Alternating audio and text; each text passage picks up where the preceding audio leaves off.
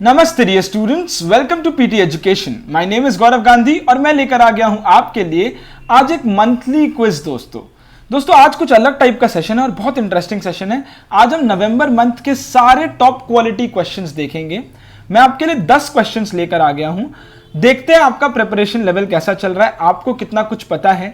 10 questions के comment set में आप आंसर दोगे लाइव एकदम, जैसे जैसे आप क्वेश्चंस देख रहे हो वैसे वैसे मैं आपको टाइम दूंगा और हम एक ब्रॉड कवरेज करेंगे दोस्तों और टॉप क्वालिटी क्वेश्चंस देखेंगे। और ये क्वेश्चंस के साथ साथ आपको बहुत कुछ सीखने को भी मिल सकता है क्योंकि there are many added supporting materials with it. तो दोस्तों बहुत बहुत मजा आएगा। Let's begin. और आप जरूर कमेंट सेट में फिर आपका 10 में से कितना स्कोर आया वो बताइएगा। चलिए दोस्तों शुरू करते हैं। 10 questions top quality from November 2020। Number 1, question 1। दोस्तों मैं क्वेश्चन 1 आपके सामने रख रहा हूं। It's probably a prank but right now it's a mystery. एक giant triangular metal monolith have appeared in Utah, Romania and California this week. The reminiscent of which sci-fi film?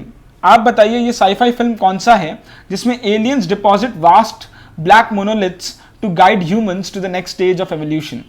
Ask HAL 900। दोस्तों ये एक movie है, sci-fi film है जिससे ये जो आपका न्यूज रिपोर्ट है ये मैच करता है। तो वो क्या है आप बताइए। मैं आपको दे रहा हूं टाइम, आप कमेंट सेक्शन में लिख लीजिए।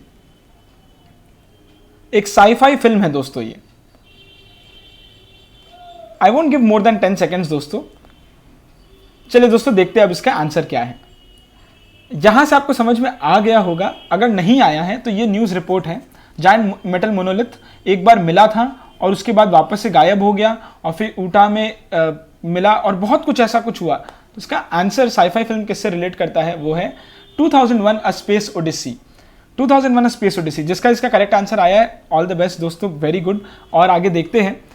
2001 a space odyssey is an epic drama of adventure and exploration. आप अगर कमेंट सेक्शन में बताइएगा अगर आपने ये मूवी देखा है तो। Next question number 2। ये थोड़ा इंटरेस्टिंग है दोस्तों। No one's making you guess a swear word. दोस्तों इसे एक गाली कहा जाता है या एक स्लैंग कहा जाता है, एक स्वेयर वर्ड कहा जाता है। बट ऑस्ट्रिया में this is a town. Austria में दिस इज अ टाउन। लेकिन अब क्योंकि वहां बहुत ज्यादा प्रॉब्लम हो रहा था और लोगों को, जहां जो लोग रहते थे उस टाउन में, उस टाउन का नेम की वजह से उन लोगों को बहुत प्रॉब्लम हो रहा था, तो इस वजह से उन्होंने उसका नाम चेंज कर दिया। तो क्या है उस टाउन का नाम ये आप बताइए कॉमेंट सेक्शन में दोस्तों। What is the new name? The CK is replaced by GG। इससे ज्यादा मैं नहीं बताऊंगा, आप नया नेम बताइए कॉमेंट सेक्शन में। मैं आपको 10 सेकंड दे रहा हूं दोस्तों। बड़ा इंटरेस्टिंग है दोस्तों, ये ऑस्ट्रिया में एक टाउन है। ओके फ्रेंड्स देखते हैं। ये गार्डियन का ही आर्टिकल है। The fugging hell tired of mockery Austrian village changes its name from this, not taking the name, to this fugging. Mayor says residents known as fuckingers have had enough of visitors and their bad jokes, so the name is fugging now। एक नया नाम आ गया Austria का। अगर जिसका इसका correct answer आया दोस्तों, बड़ा इंटरेस्टिंग था ये वाला, राइट। चलिए देखते हैं question 3। Perfumers describe its fragrance as soft, warm, smooth and creamy. Its often the base note of woody perfumes. Aboriginal Australians even eat its fruit. अब मैसूर पैलेस में एक म्यूजियम बनने वाला है इस चीज के ऊपर, तो वो चीज क्या है ये बताइए। Which is soft, warm, smooth and creamy. वो क्या है कमेंट सेक्शन में आप बताइए दोस्तों। मैसूर पैलेस में अब इसके बारे में एक म्यूजियम बनने वाला है दोस्तों। 5 more seconds। 1 ओके। ये दोस्तों इंडियन एक्सप्रेस का ये आर्टिकल है। मैसूर पैलेस में soon have India's first sandalwood museum. The answer is sandalwood. Sandalwood का एक म्यूजियम बनने वाला है मैसूर पैलेस में भी। Next question number 4। बड़ा इंटरेस्टिंग है दोस्तों, ये बहुत अच्छा है। ये 5000 kids applied for the across the US but the title went to a 15-year-old Geetanjali Rao. इस बच्ची ने एक डिवाइस इन्वेंट किया जो कि ड्रिंकिंग वाटर में लेड को आइडेंटिफाई कर सकता है। She also developed an app to detect cyber bullying. It's the first title of its kind. Though the grown-up version is more famous, but younger ones के लिए ये सबसे पहला टाइटल इस बार दिया गया है, इसका नाम क्या बताइए? गीतांजलि राव को मिला है ये। कमेंट सेक्शन में इसका बताइए, what is the title called जो गीतांजलि राव को मिला है? Is a 15-year-old kid. Okay, 3, 2, 1। I hope आपने लिख लिया दोस्तों। Time kid of the year, time magazine का इस बार पहली बार किड ऑफ द ईयर बोलकर आया है और गीतांजलि राव को वो मिला है। एंजेलिना जोली ने इंटरव्यू लिया था। So time magazine's kid of the year is the answer. So दोस्तों, Geetanjali Rao had also come for TED talks नई बात, शाहरुख खान का जो एक एयर होता था दोस्तों टीवी पर, उसमें भी ये आई हुई है। और what has she done? She has used AI and created apps to tackle contaminated drinking water, cyberbullying, opioid addiction and social problems, बहुत सारे। इसीलिए उनको किड ऑफ द ईयर का अवार्ड मिला है इस बार। ये सपोर्टिंग मटेरियल इसलिए था। Next question number 5। क्वेश्चन आप देख लीजिए दोस्तों। संदीप कटारिया को दिसंबर के फर्स्ट वीक मंडे में became the first Indian to hold the global CEO role at a shoe company. The firm has such a wide and long-running presence in India, people find it hard to believe it was founded in Czech Republic and not India. तो ये India का कौन सा शू brand है जिसके global CEO बन गए Sandeep Kataria? The sales are great, but they never have your size. The company. What is the company? 5, 4, 3, 2, 1. बहुत easy है दोस्तों। In 126 years, Bata appoints Indian as global CEO. Bata is the name of the company, दोस्तों। और इनके बारे में थोड़ा सा और यहाँ पर लिखा हुआ है। So the answer is Bata. Bata के global CEO ये हो गए हैं। Bata के अंदर दोस्तों बहुत सारे कंपनीज हैं जो मैंने यहाँ पर अटैच कर दिया है। Hush puppies if you know दोस्तों, वो Bata के अंडर है, बट ये एक प्रीमियम ब्रांड है, इस वजह से इसका नाम अलग कर दिया जाता है। And this is a beautiful article I got. Bata is not Indian, so how did this brand become as desi as one get? मतलब किसी ने सोचा भी नहीं होगा कि बाटा इंडियन ब्रांड एक्चुअल में है नहीं, वो चेक रिपब्लिक का है, तो वो इतना देसी कैसे है उसका फील बाटा का। नेक्स्ट क्वेश्चन में चलते हैं दोस्तों। Question number 6। आई होप आपका स्कोर अच्छा आ रहा होगा दोस्तों।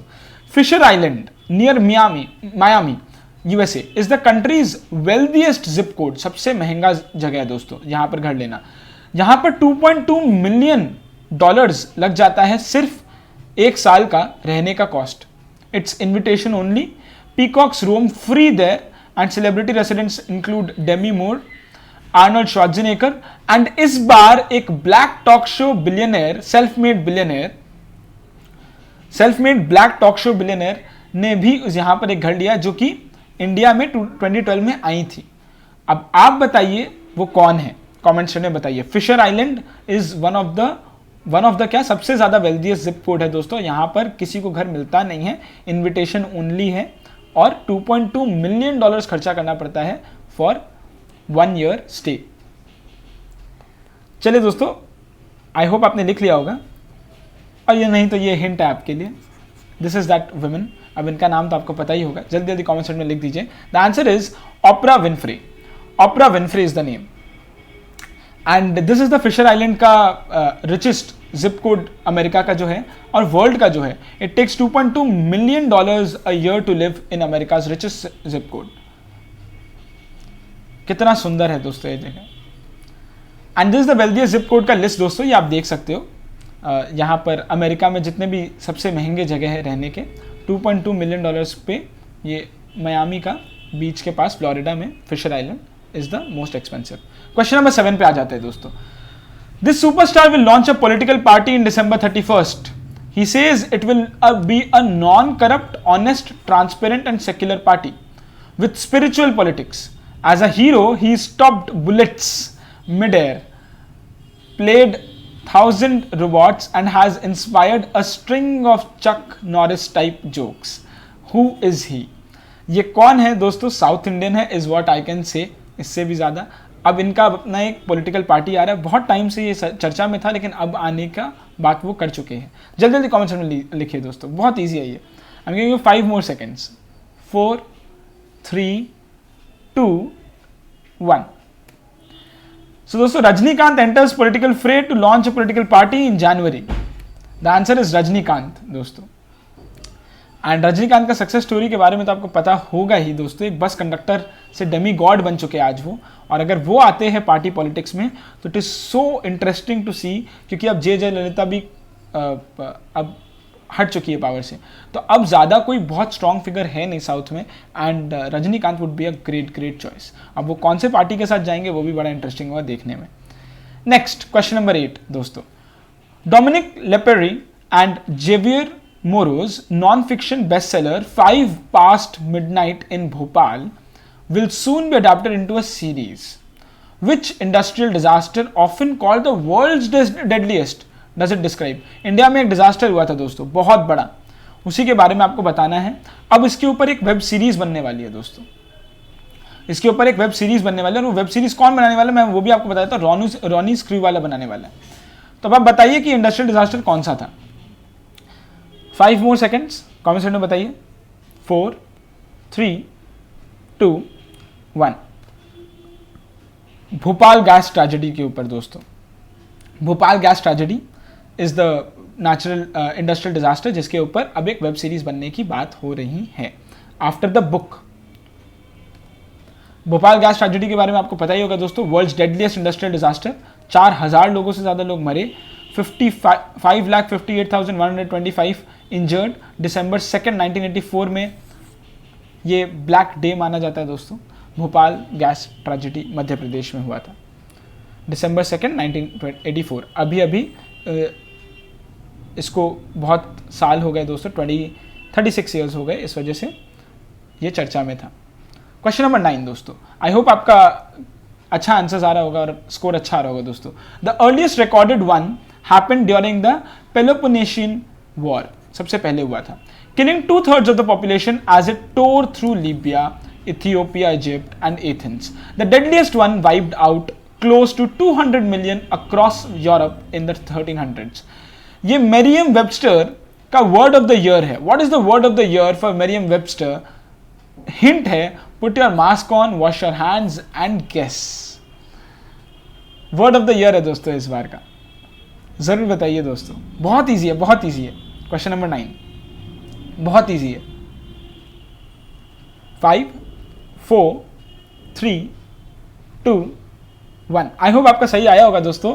It's pandemic. It's pandemic. मेरियम Webster's word of the year. And you should not be surprise, क्योंकि 2020 में इसके अलावा बात ही क्या हुई है. तो पैंडेमिक से रिलेटेड मैं आपको एक और बात बता दूं दोस्तों.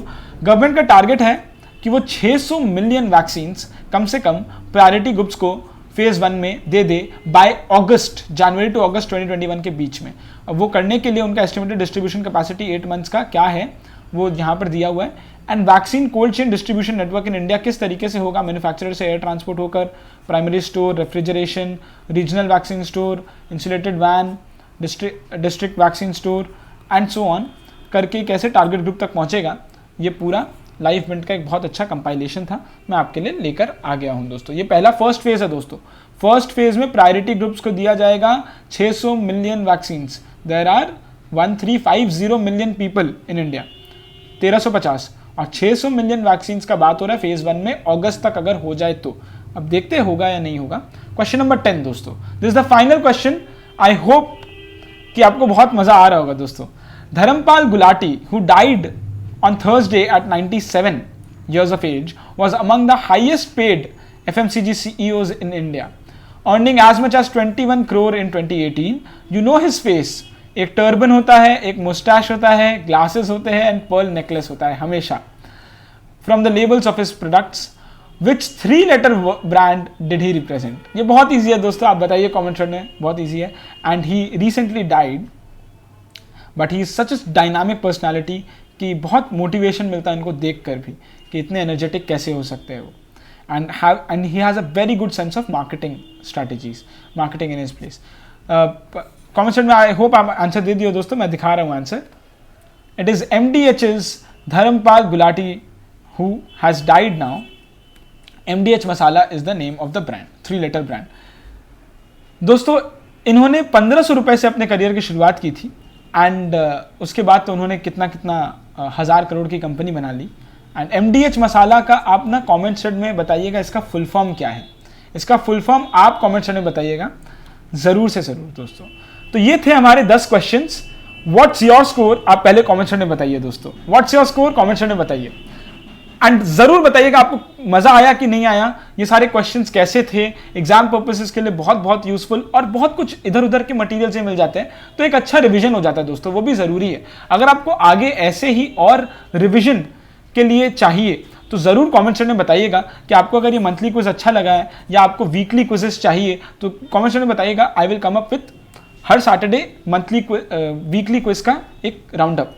नवंबर मंथ टॉप क्वेश्चंस यहीं पे खत्म करते हैं दोस्तों। आई होप आपको अच्छा लगा होगा। अगर अच्छा लगा तो please like the video, please share the video, और लोगों तक भी पहुंचाइए, और लोगों को भी ये मंथली क्विज का एक एसेंस मिले, नवंबर का सारा क्विजेस हो जाए। Thank you so much. This is it from my side. These are some useful PT resources from the PT family. Make full use of them. अपना स्कोर कमेंट सेक्शन में जरूर लिखिएगा दोस्तों। This is it from my side. नमस्ते, जय हिंद।